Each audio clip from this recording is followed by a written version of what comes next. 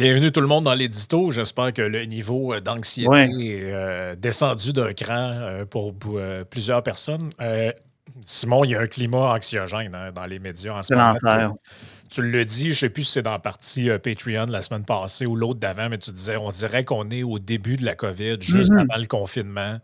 Il y a des gens qui tripent carrément à voir des gens paniquer, là.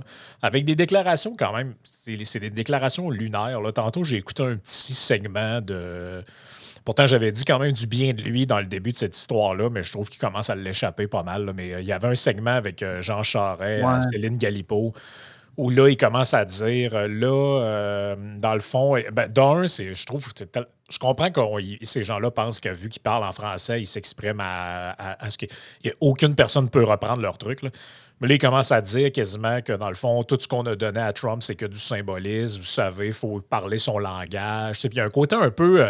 Il y a un côté un peu genre, nous autres, on comprend ce qui se passe, puis lui, c'est comme un cave, tu sais. ouais, c'est mal avisé un peu, là. Dans le cadre des négociations, c'est un peu mal avisé de se comporter de même, à mon avis.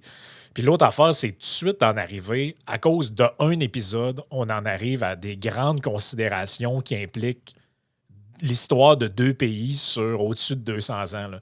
Tu sais, c'est que là, ils commencent à dire, mais là, vous savez, on ne pourra plus jamais se fier sur eux autres, les liens sont comme rompus. Puis là, tu sais, ils utilisent des drôles de formules, puis tu te dis, ben là, je sais pas, là. Premièrement, les États-Unis, c'est pas Donald Trump, là. C'est-à-dire qu'éventuellement, il sera plus là, il y en aura un Mhm. autre, puis peut-être que les relations seront meilleures. De deux, Justin Trudeau, c'est pas le Canada non plus. On s'en Non. reparlera quand il y en aura un nouveau premier ministre qui sera moins usé avec une nouvelle administration.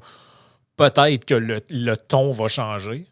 Tu sais, je trouve ça, moi, puis là, tu sais, t'as comme Legault qui est comme là, faut tout changer, ça prend des chèques aux entreprises pour les aider Ouais, à se ouais, ouais. diversifier ou je sais plus trop. Moi, je trouve qu'honnêtement, tu sais, c'est la bonne vieille phrase que je disais ce matin avec le docteur Arruda quand il disait en début de pandémie, la peur, ça nous fait faire des choses qui n'ont pas de crise de bon sens. Mais là, je trouve qu'en ce moment, il y a des gens qui tirent des conclusions très définitives et cruciales sur l'avenir sur la base finalement de pas grand-chose. Tu sais, tu te dis, je comprends là, que vous avez eu peur parce qu'il y a une menace qui planait au-dessus de vos têtes. Je comprends que vous avez vu la catastrophe arriver puis vous avez pogné les quételles.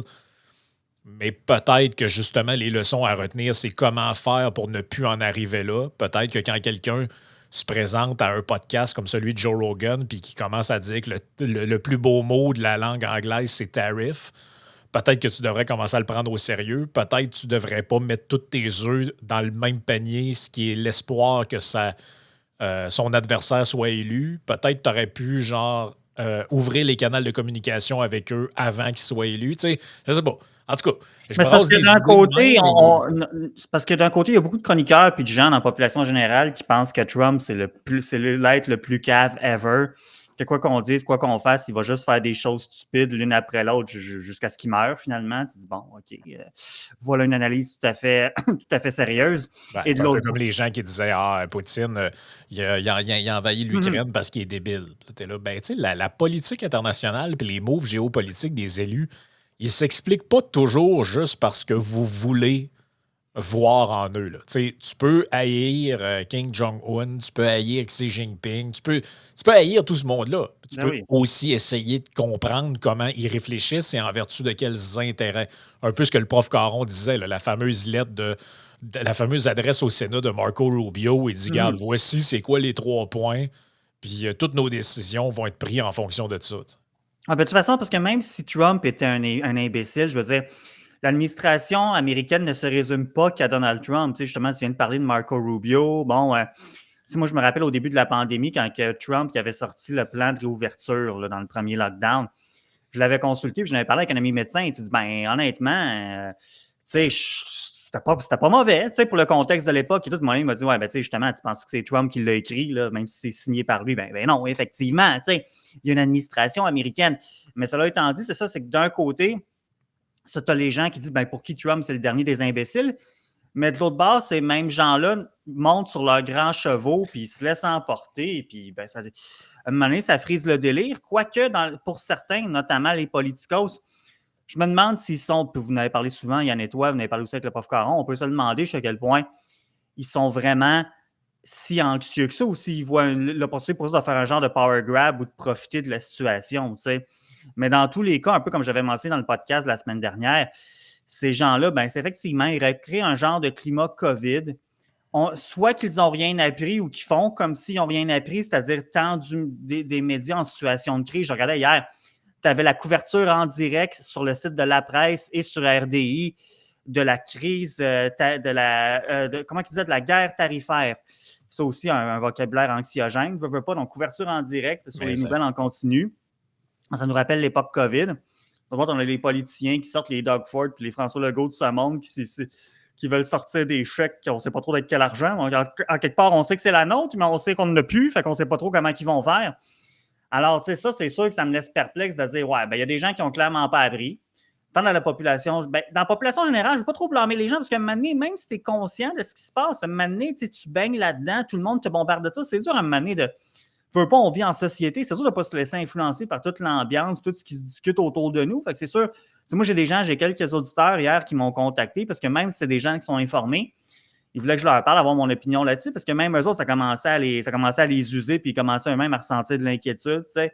Fait que là, bon, fait que ça, je trouve ça malheureux, évidemment, mais parce que tu as des gens qui profitent de ça, encore une fois, les politicos puis les médias. Fait que c'est sûr que ça laisse perplexe de dire, lorsqu'il y aura une vraie crise à un moment donné, on peut-tu réagir qu'autrement que comme des poules pas de tête, finalement? Puis là, actuellement, avec son voix jusqu'ici, il est permis d'en douter, tu sais. Ben, hier, tu vois, je sais plus si c'est nouveau, j'essaie de retrouver la publication, mais je la vois pas, là. Mais hier, on disait qu'on allait suspendre la diffusion d'une émission de variété là, pour aller pour la couverture en temps réel. Là, tu dis, mais je veux dire, c'est parce que là, les gens, Il n'y avait rien à couvrir hier en temps réel, en réalité. Il fallait que tu attendes que les chefs se parlent, puis après ça, qu'on allait avoir la nouvelle. Là. Entre-temps, ça donne quoi? Non, c'est ça. Je retrouve pas la publication, mais bref, c'est un truc de même que ça disait. Là. C'était comme là, la diffusion de tel téléroman va être interrompue pour notre émission spéciale. Puis là, t'es panélistes avec les casques de téléphonistes à la tête. Puis là, il faut faire peur au monde. Là, je me prépare à boycotter les Danone les mini-go, puis je sais plus trop quoi. Puis là, t'es comme, mais on nage. Je veux dire, on nage en plein délai. Puis comme tu dis, moi, que des gens embarquent là-dedans, je veux dire, c'est tel que tel, parce que je comprends que maintenant, tu peux réagir. Ouais, puis tu sais, maintenant, tu as des réactions qui sont normales. C'est-à-dire, les gens ont l'impression de s'être fait piler sur les pieds par les États-Unis. Fait que là, ils réagissent très fortement. Mais tu sais, je pense qu'il ne faut pas confondre les Canadiens, le monde, nous autres, là, avec les Américains, puis les divergences qu'ont des gouvernements entre eux sur des questions stratégiques. Là. Ça n'a rien à voir. Dans le fond, il n'y a pas des gens au Massachusetts qui vous haïssent plus que la semaine passée et vice-versa. Il faut comme pas embarquer là-dedans. Là. Je voulais faire un commentaire là-dessus parce que c'est fascinant comment le rally around the flag qu'on a actuellement au Canada, moi, ça me fascine. Parce que c'est vrai qu'un gros socle de l'identité américaine, même Trudeau l'avait dit sur CNN le mois passé, c'était pas très bien avisé, ça non plus, mais c'était vrai, c'est que, en quelque part, un gros plan de l'identité canadienne en dehors du Québec, parce qu'évidemment, le Québec, bon, société distincte, francophone, culture, etc. Là.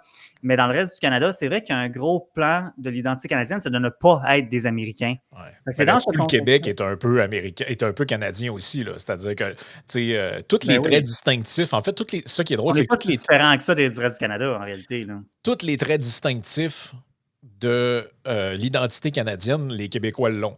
La croyance dans la nécessité d'avoir un système de santé publique universel, tout ça, on est un des plus grands défenseurs de ça au Québec, mais c'est une religion qui est canadienne. L'anti-américanisme, je veux dire, c'est très fort au Québec, mais c'est aussi très fort au Canada. Fait que tu sais, ces éléments-là, en fait, qu'on le veuille... C'est pour ça, d'ailleurs, que tu as vu des souverainistes carabinés comme Jean-François Lisée partager des publications de Oil Alberta, je sais pas quoi, où il disait, regardez, là, c'était quoi déjà? C'était comme une publication qui circulait, c'était genre What the American thinks and the reality. Puis là, c'était comme les Américains pensent qu'ils importent leur gaz de l'Arabie Saoudite, mais en réalité, c'est du Canada. Puis là, tu voyais le graphique qui changeait. Puis là, j'étais comme, mais OK, soudainement, les souverainistes québécois considèrent que le pétrole canadien est un asset de négociation. T'sais. Là, soudainement, c'est un bon leverage, alors qu'on parle en temps normal du pétrole sale, du pétrodollar. Puis, il y a comme quelque chose là-dedans qui est un peu ridicule là, quand tu y penses. Là. Oui, ben, tout à fait, mais tu sais, je vais avoir un commentaire, par exemple, à faire sur le Québec ensuite, mais pour finir une parenthèse avant d'en ouvrir une autre, c'est ça, c'est que ce rally around the flag-là, moi, je trouve ça fascinant comme tu viens d'en parler, mais il y a quand même quelque chose d'agaçant là-dedans, c'est que comme on discute en ce moment, il faut faire la différence entre le gros orange puis son équipe puis le peuple américain lui-même et de vice-versa de l'autre côté de la frontière. Ce que j'ai l'impression qui est plus facile à faire de l'autre côté de la frontière, en tout cas, qui ont plus de facilité à faire les Américains à notre égard en ce moment que le contraire, parce que justement, il y a eu des sondages aux États-Unis, puis la majorité des Américains ne sont pas favorables aux tarifs envers le Canada et les Canadiens, même aux États-Unis, il n'y a pas grand monde qui est fan de Trudeau. C'est dur d'être fan de Trudeau après toutes ces années-là. Tu sais. Mais nous, tu as vraiment eu, non, les Américains, c'est de la merde, on ne veut pas de votre alcool, on ne veut pas de vos produits, on ne veut pas de ça, on ne veut pas de ça. Ce qui est mal avisé. Ah, OK, oui, tu as le vocabulaire de guerre commerciale, guerre tarifaire, mais c'est pas une vraie guerre au sens qu'il y a du monde avec des fusils qui se tirent dessus. Ah non, Je peux comprendre qu'un Ukrainien qui mange des bombes sur la tête, il est pas mal dans le cul l'entièreté du peuple russe. Mettez-vous à sa place. Dans un contexte comme ça, c'est plus compréhensible de dire ouais, mais tu sais, Poutine ne représente pas tous les Russes. Ouais, mais tu sais, il se fait tirer dessus, il y a des tanks puis des bombes. Là. Ce qui n'est pas le cas actuellement. Là. Un peu comme hier, quand vous avez reçu le prof Caron, puis qu'à la fin, il disait ben oui, on se sent un peu comme dans la pandémie, mais rappelez-vous d'une chose, à la fin de la journée, il n'y a personne qui va mourir. Ben, c'est ça, encore une fois, je trouve que c'était une belle preuve de perspective de la prof du prof Caron. Je suis comme, hey, un peu comme je disais tout à l'heure, c'est tout le monde, on descend de nos grands chevaux, puis on se calme. Là, il doit y en avoir plus. En fait, il y a pas mal de gens qui ont des amis, qui ont de la famille aux États-Unis et vice-versa. Mettez les choses en perspective, s'il vous plaît. Donc, c'est ça pour ça. Mais sur l'anti-américanisme des Québécois, moi, je me suis rappelé d'une chose ces derniers jours. J'étais très jeune à l'époque, mais après le référendum de 95, c'était comme une époque, dans le fond, jusqu'à ce que George Bush fils prenne le pouvoir, puis même dans les premières années du mandat, autour du 11 septembre et tout. Les Québécois, si je me rappelle bien, j'ai pas été capable de retrouver des chiffres là-dessus, mais c'était eux autres qui étaient les plus favorables à une annexion, justement, à joindre aux États-Unis, plus que le reste des Canadiens. Rappelez-vous, tu avais Bernard Landry dans le temps qui disait ça nous prendrait une monnaie commune avec les États-Unis, un Americano. Je viens de ressortir un texte de 2002 de TVA Nouvelle, je te pitch ça dans le chat. Aujourd'hui, mais tu sais, Bernard Landry, le premier ministre péquiste, souverainiste, c'est tout, là. Tu sais, c'est ça, il y a eu beaucoup de Québécois à l'époque auraient préféré se joindre aux États-Unis que de demeurer dans le Canada. Ben là, c'est sûr que ça fait 25 ans, là, ça, les choses ont changé, mais quand Lors même... d'un point de presse, le premier ministre du Québec a déploré l'attitude du ministre des Finances du Canada, Paul Martin, qui refuse d'amorcer une réflexion sérieuse sur l'adoption d'une monnaie commune nord-américaine. Bernard Landry estime que l'attitude du gouvernement canadien est dangereuse en raison du sort réservé à la devise canadienne sur les marchés internationaux. Le premier ministre croit qu'une monnaie commune nord-américaine pourrait créer davantage de richesses dans des provinces. Ce dernier a rappelé que la faiblesse du dollar canadien dure depuis des années et a des conséquences désastreuses. Le dollar canadien vaut actuellement environ 63 cents US, un de ses plus bas niveaux en 30 ans. Cette faiblesse facilite les exportations à l'étranger, mais complique l'achat des produits qui nous viennent de l'étranger, a rappelé le chef du gouvernement. Il est à 68 cents présentement, il a tombé un petit peu en bas de 68 hier. Tu te dis, bon, puis c'est les mêmes choses qu'on s'époumonne à dire ces dernières semaines, de dire, ben oui, OK, c'est peut-être le fun pour les exportations, un dollar faible, mais pour nos importations, c'est problématique, ça complique les affaires. Ça fait longtemps qu'on n'a pas vu un péquiste qui comprend l'économie de même. Ouais. Ben, tout à fait, mais également, quand je disais qu'on n'apprend rien, plus ça change, plus c'est pareil, dans le fond, ben c'est exactement ça. Il faut répéter les mêmes maudites affaires qu'ils se disaient il y a 25 ans, puis ça colle pas plus, tu sais, mais les maudits chroniqueurs, puis le monde là, qui ont l'air de poule pas de tête à la TV, vous n'êtes pas capable d'élever le niveau un peu plus, là, vous qui prétendez être là pour combattre la désinformation, puis informer le public, nanana. Ouais. C'est ça, c'est que c'est exactement ça. Et là, on y va de grandes analyses, notamment le chroniqueur émérite de La Presse, aka le blog étudiant, Yves Boisvert, qui va du texte suivant qui s'appelle « Le naufrage de la République ». Donc, c'est quoi que tu as retenu de ce texte-là de notre ami Yves Boisvert? Tu sais, Yves Boisvert, il en sort des pas pires de temps en temps. De temps en temps, il en sort des terribles. Ça, malheureusement, ça rentre dans la deuxième catégorie. Puis je trouvais ça bon de le prendre en exemple, ce texte-là, aujourd'hui, parce que ça, c'est ce qu'il faut pas faire, finalement, c'est de céder à la panique, d'évacuer toute raison de la réflexion. Puis il y a quand même quelques constats qui mériteraient d'être discutés là-dedans, mais sur le fond, c'est que pour lui, Trump, c'est un fasciste, c'est un gouvernement fasciste qui a pris le contrôle. Puis là, la République... mais en fait, on se sent quasiment à la fin de la République romaine avant que ça devienne un empire, finalement, puis qu'il y ait un power grab d'une seule personne. Là. C'est quasiment comme ça qu'on décrit la patente, mais avec une twist fascisante. Tu te dis, mon Dieu, ça va bien. Ils reviennent vraiment là, avec l'histoire de projet 2025 là-dedans. Oui. Tu as beaucoup de buzzwords là-dedans, oui.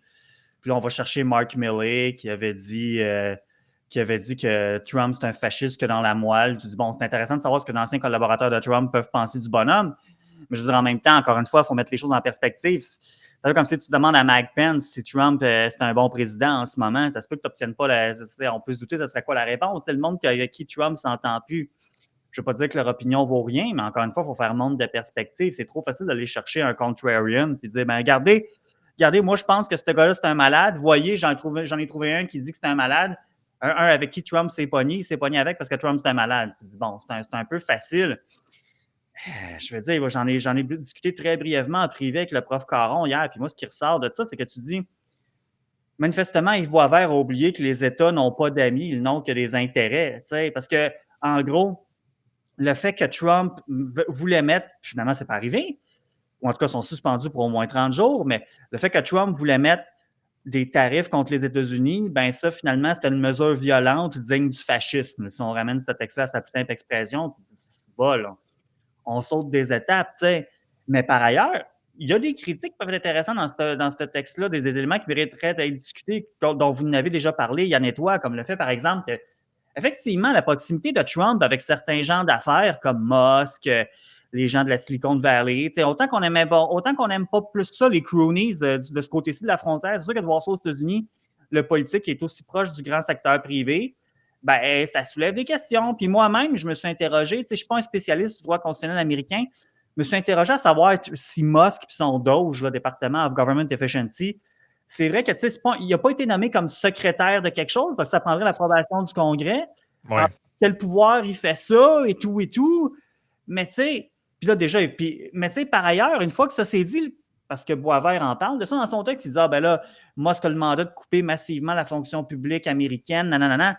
Ce qu'il ne mentionne pas, c'est que le mandat de couper 2000 milliards, ben là, ça a été ramené à 1000 milliards, ce qui demeure un montant colossal. Ben, ça a été ramené. C'est-à-dire que Trump, c'est-à-dire que Musk lui-même l'a dit là, que couper de 2000 milliards, ça va plus être 1000 milliards, ce qui demeure colossal comme montant. Mais tu sais, encore une fois, c'est comme, je trouve qu'on escamote des bouts de l'analyse, tu sais, puis on a du mal à faire de la part des choses. Qu'à un moment donné, il revient sur le fait que, bon, Trump il a retiré la protection de sécurité au général Milley, Anthony Fauci, nanana. Ouais. Moi, autant que je suis loin d'avoir aimé tout ce que Fauci a fait pendant la COVID, je suis d'accord que, ben, tu sais, Trump, c'est un peu un trou de cul avec ses adversaires, là.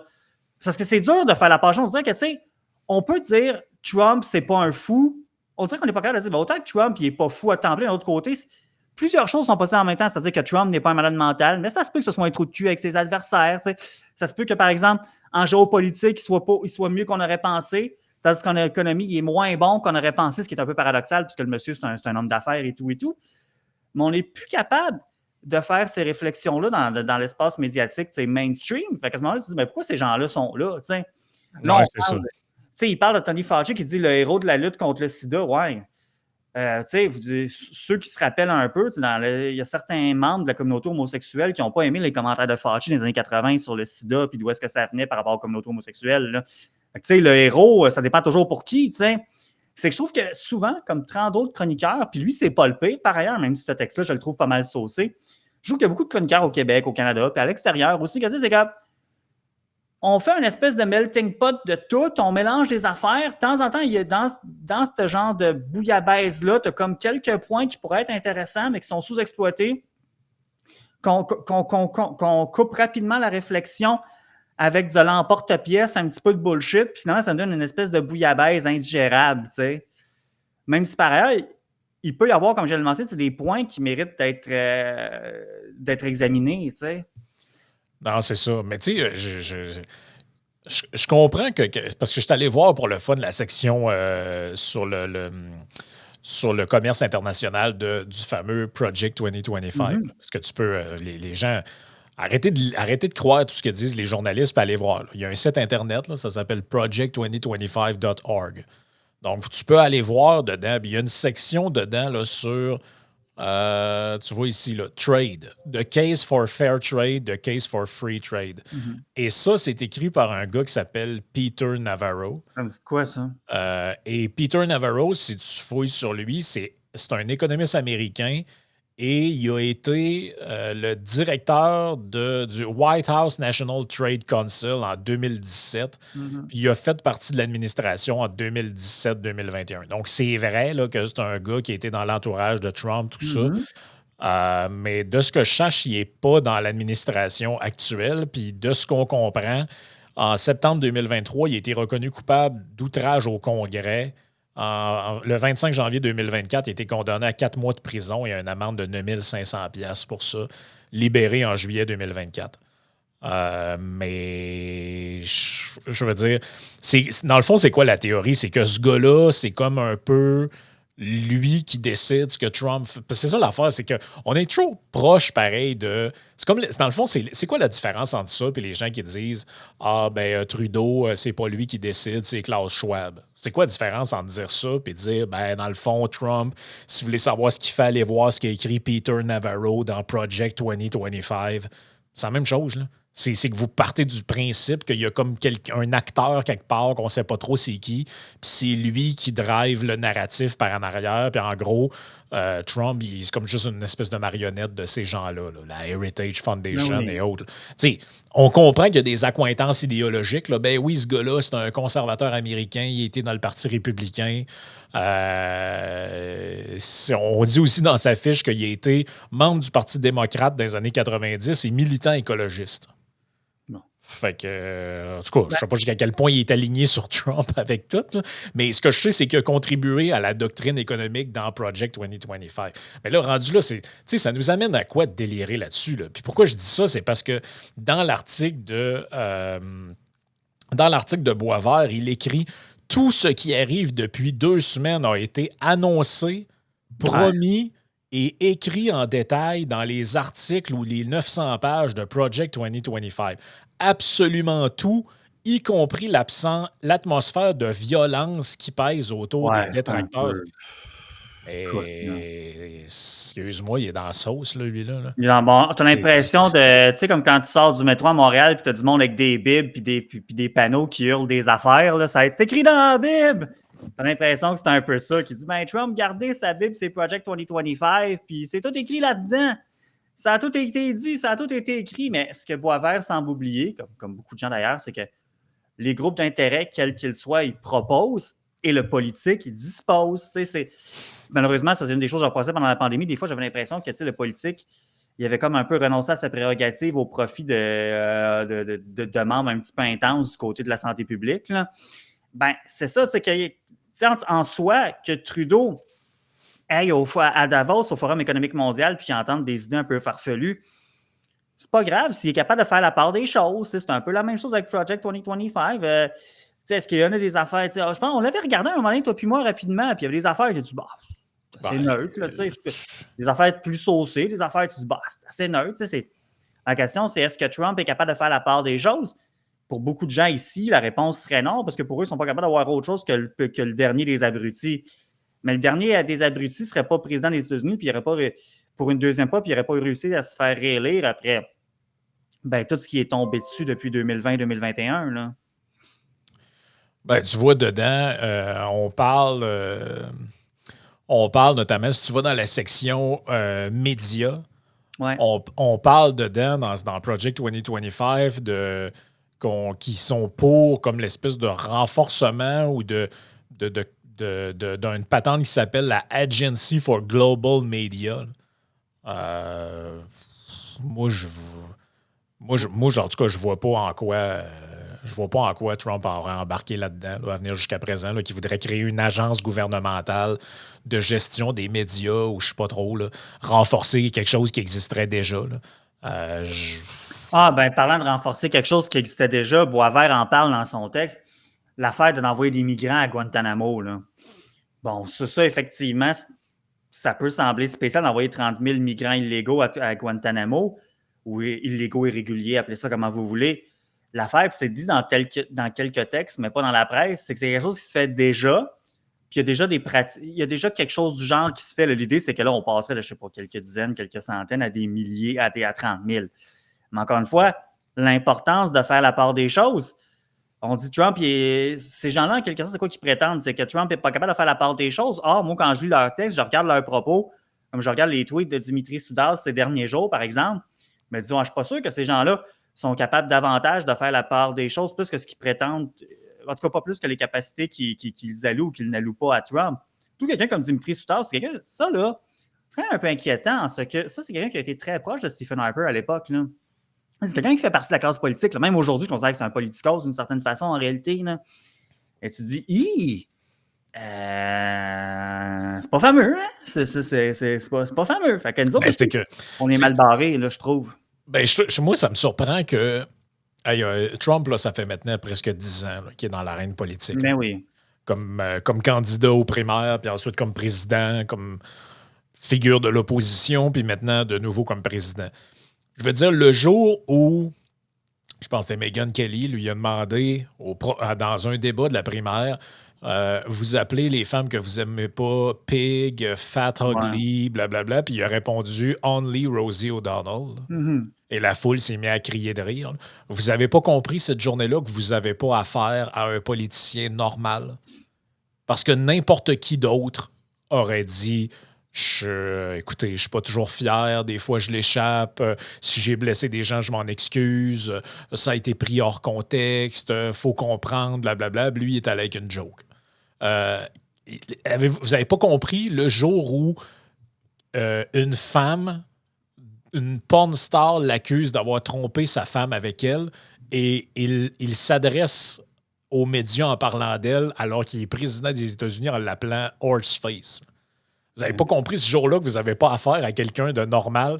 Vous avez affaire à quelque chose d'autre. C'est autre chose. Donald Trump est autre chose. De même que je pense qu'on ne peut pas le comprendre si on utilise nos cadres référentiels habituels de gauche-droite. Donc, il est de gauche, il est de droite, il doit penser ça. Il n'est pas de gauche, il ne doit pas penser ça. Donald Trump est une espèce de bébite hybride où il peut être très à droite sur certains sujets sociaux. En même temps, il va être extrêmement non orthodoxe pour un républicain sur la question du commerce, du protectionnisme. Il va être en même temps, tu vas dire, ben, il est républicain, il doit être plus style George Bush, mais il va être très contre l'intervention à l'étranger. C'est un hybride, en fait. C'est un produit hybride qui a transformé le Parti républicain. Et je pense que encore aujourd'hui, là, des gens ne sont pas capables de prendre acte de ça et pensent qu'ils vont négocier avec lui comme on négocierait avec Barack Obama ou avec George Bush. Mais vous n'avez pas affaire à la même genre de personnes. Si vous n'avez pas compris encore ça, même ses propres. Rappelez-vous, dans la campagne des primaires, je veux dire, on parle quand même des gens du même parti qui sont techniquement les mêmes allégeances. Et il appelait ces gens-là Ron DeSanctimonious, comment qu'il l'appelait l'autre, là, Nikki Haley, Crooked Nikki, puis Little Marco. Il appelait Marco Rubio Little Marco, Ted Cruz, il l'appelait Lion Ted. Aujourd'hui, ils sont ensemble. Donc, vous devez comprendre que quand il parle de Justin Trudeau, Governor Trudeau, puis tout ça, on est dans un... En tout cas, ça me sidère. Je ne sais pas ce que tu penses de ça, mais je ne peux pas croire que Chris, rendu en 2025, on est encore à essayer d'expliquer ça à du monde qui ne comprenne pas. Là. Ben, ça rejoint ce que je disais tantôt. On n'apprend pas. On était même place qu'on était il y a 10 ans, ou il y a 15 ans, ou il y a 25 ans. On n'apprend pas, on ne prend pas acte de rien. Puis on répète les mêmes réactions, les mêmes patterns, puis les mêmes attitudes. Ça en dit long sur notre capacité d'adaptation et sur notre intelligence collective, en quelque sorte. C'est pas fin, là, mais il y a un peu de ça. T'es-tu d'accord un peu avec ce que je disais, que son style de négociation ressemble beaucoup à ce qu'on a vu, qu'on voit actuellement. Tu sais, tout le monde dit il y a eu Trump 1. Là, c'est la nouvelle patente. Là, il y a eu Trump 1.0 et Trump 2.0. Non, il y a Trump puis il y a Trump. C'est la même personne. Ben oui. Son entourage a un peu changé puis tout, mais c'est le même bonhomme. Moi, je trouve. Ben, c'est un discours qui est quand même populaire auprès des gens qui disent que là, il est là pour se venger. Ouais, c'est ça. Mais moi, je trouve que la manière qu'il y a actuellement de négocier avec le Mexique, le Canada, la Chine, tout ça, ça ressemble beaucoup à ce qu'il a fait avec le gars de la Corée du Nord. C'est que ça commence Mhm. très agressivement avec des histoires de Little Rocket Man. On va vider à sous, on va le mettre hors d'état de nuire.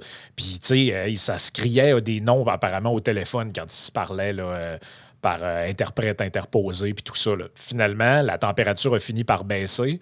Puis après ça, dans un premier temps, on lui a reproché d'être trop agressif. Puis après ça, on lui a reproché d'être trop complaisant quand il a fini par aller en Corée du Nord puis faire les photos avec. Là. Mais c'est un style Ben oui. qu'on n'est pas. En fait, on comprend pas ça parce nous autres, on vit dans la politique beige canadienne. Puis, Chris, on fait un scandale parce que Pierre Poilievre répond à un journaliste, ben, je sais pas, je connais juste deux genres, pouvez-vous m'en nommer d'autres? Alors qu'en réalité, si Poilievre était vraiment Trump, il insulterait tout le monde, puis traiterait tel Ben oui, ben journaliste de oui, ben oui. grosse vache ou je sais pas quoi. Ben alors, il n'a jamais fait ça. Là. Mais on n'est comme pas habitué parce qu'on vit dans la tradition britannique de tout le monde fait attention, on s'excuse, puis on parle pas trop contre les autres. Mais tu Ouais. sais, aux États-Unis, je veux dire, c'est un autre monde complètement. Là. C'est un autre. Ben, tradition britannique, pourtant, tu sais, pour les quelques fois que j'ai jeté un œil au débat en chambre au Royaume-Uni, le ton, ça brasse beaucoup plus. Puis les banquettes d'opposition, même les banquettes sur le gouvernement, des fois, il n'y a pas unanimité, puis ça brasse beaucoup, beaucoup plus. Ici, c'est dole pas mal, là. Ah, c'est ça. Écoute.